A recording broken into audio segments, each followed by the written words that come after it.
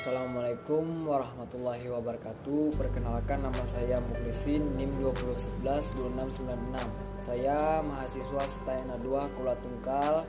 Tujuan dibuatnya video ini untuk memenuhi tugas metode dan strategi pembelajaran. Dosen pengampu Dr. Andes Heru Setiawan, SPDI, MPD. Judul makalah saya ialah pengertian siswa dan tipologi belajar siswa. A. Pengertian siswa. Di dalam Kamus Besar Bahasa Indonesia, pengertian murid, siswa, peserta didik berarti orang, anak yang sedang berguru, belajar, bersekolah. Sedangkan menurut Profesor Dr.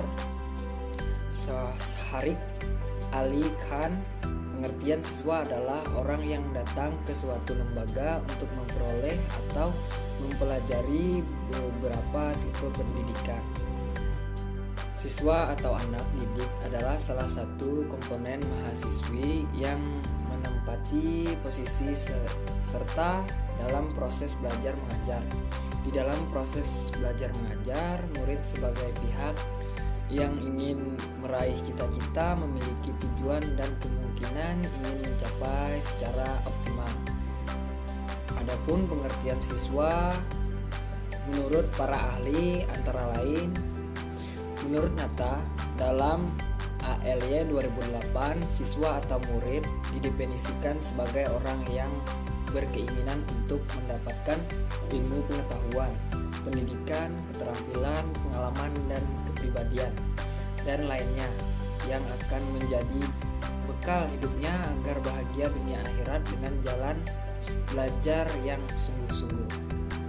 Menurut Maslow, bicara tentang siswa, maka memaparkan adanya kebutuhan biologi, rasa kasih sayang, harga diri, realisasi, aman dan nyaman. Sementara menurut para ahli psikologi kognitif menjelaskan anak didik ataupun siswa sebagaimana manusia yang menggunakan ranah kognitifnya sejak berfungsinya kapasitas motorik dan sensorinya. B. Tipologi belajar siswa. Menurut Kamus Besar Bahasa Indonesia, tipologi adalah ilmu watak tentang bagaimana manusia dalam golongan-golongan menurut corak watak masing-masing. Tipologi belajar yang dimaksud dalam pokok pembahasan ini diartikan dengan jenis-jenis belajar dan gaya-gaya belajar. Beberapa tipe belajar siswa sebagai berikut. 1. Tipe belajar visual. Bagi siswa yang bertipe belajar visual, yang memegang peranan penting adalah mata, penglihatan, ataupun visual.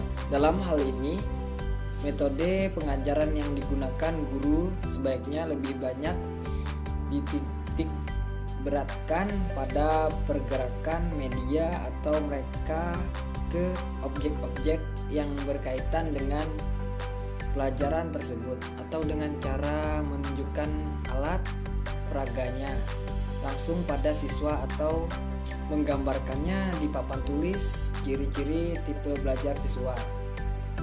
1. Bicara agak cepat. 2. Mementingkan penampilan dan berpakaian ataupun presentasi. Yang 3. Tidak mudah terganggu oleh keributan. Yang keempat, mengingat yang dilihat daripada yang didengar. 5. Lebih suka membaca daripada dibacakan. Yang keenam, membaca cepat dan tekun. Yang ketujuh, seringkali mengetahui apa yang harus dilakukan tapi tidak pandai memilih kata-kata. Yang kedelapan, lebih suka melakukan demonstrasi daripada pidato. Yang kesembilan, lebih suka musik daripada seni. 2. Tipe belajar auditif. Siswa yang bertipe belajar auditif mengandalkan kesuksesan belajarnya melalui telinga ataupun alat pendengarnya. Untuk itu, maka guru sebaiknya harus memperhatikan siswanya hingga ke alat pendengarannya, karena akan sia-sialah guru yang menerangkan kepada siswa yang tuli walaupun guru tersebut menjelaskan dengan lantang jelas dan dengan intonasi yang tepat. 3. Tipe belajar kinestetik. Siswa bertipe belajar ini belajarnya melalui gerak dan sentuhan. Ciri-ciri tipe belajar kinestetik ini adalah: A. Berbicara perlahan. B. Penampilan rapi. C. Tidak terlalu mudah terganggu dengan situasi keributan. D. Belajar melalui manipulasi dan praktek. E. Menghafal dengan cara berjalan dan melihat. F. Menggunakan jari sebagai petunjuk ketika membaca. G. Merasa kesulitan untuk menulis tetapi hebat dalam berbicara. H. Menyukai buku-buku dan mereka mencerminkan aksi dengan gerakan tubuh saat membaca. I. Menyukai permainan yang menyibukkan. J. Tidak dapat mengingat geografi kecuali jika mereka memang pernah berada di tempat itu.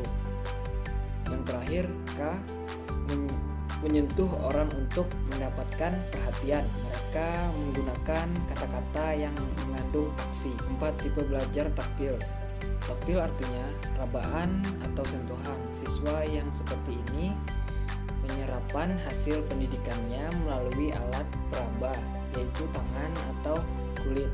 Contohnya mengatur ruang ibadah, menentukan buah-buahan yang rusak ataupun busuk.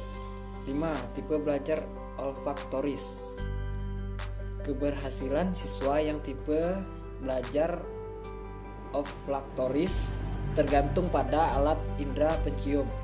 Tipe siswa ini akan sangat cepat menyesuaikan dirinya dengan suasana, bau, lingkungan. Siswa tipe ini akan cocok bila bekerja di laboratorium.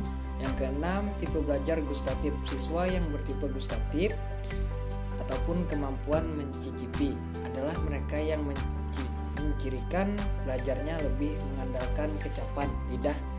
Mereka akan lebih cepat memahami apa yang dipelajarinya melalui indera kecapannya. Dan yang terakhir, tipe belajar kombinasif. Siswa bertipe kombinasif adalah siswa yang mampu mengikuti pelajaran dan menggunakan lebih dari satu alat indera. Ia dapat menerima pelajaran dengan mata dan telinga sekaligus ketika belajar. C. Jenis-jenis belajar. Dalam dunia pendidikan atau persekolahan kita di Indonesia, jenis-jenis belajar yang sudah banyak dikenali atau ditekankan dalam kurikulum sekolah ialah jenis-jenis belajar yang dikemukakan oleh Bloom, yang dikenal dengan taksonomi Bloom. Menurut Bloom, jenis proses atau hasil belajar yang harus dicapai siswa itu dapat dibagi dalam 3 kategori, yang jenis belajar kognitif, afektif, dan psikomotorik. Robin M. Gen mengembangkan jenis-jenis belajar tersebut secara lebih luas menjadi 5 kategori, sebagaimana yang diuraikannya dalam bukunya yang terkenal. 1. Belajar informasi verbal. 2. Belajar kemahiran intelektual. 3. Belajar pengaturan kegiatan kognitif intelektual. 4. Belajar keterampilan motorik. 5. Belajar sikap.